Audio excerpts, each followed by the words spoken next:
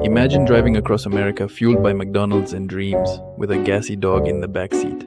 This is where the idea for Crash Bandicoot was born. In the summer of 1994, Naughty Dog was just a two-man team, myself and Jason Rubin.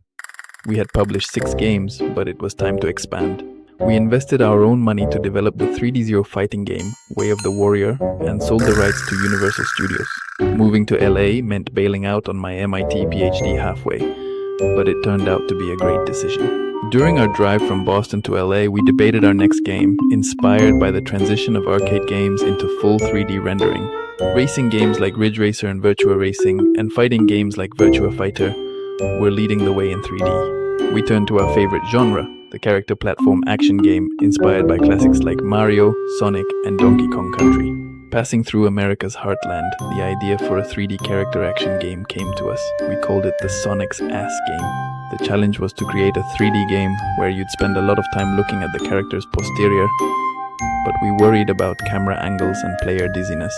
Before leaving Boston, we hired our first employee, Dave Baggett, a brilliant programmer and MIT buddy.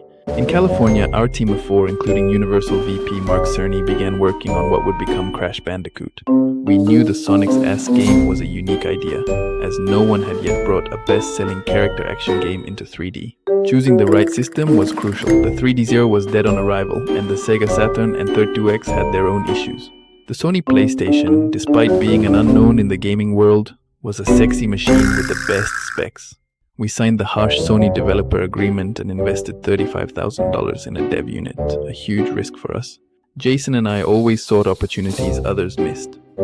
Our decision to create a character action game on PlayStation was strategic.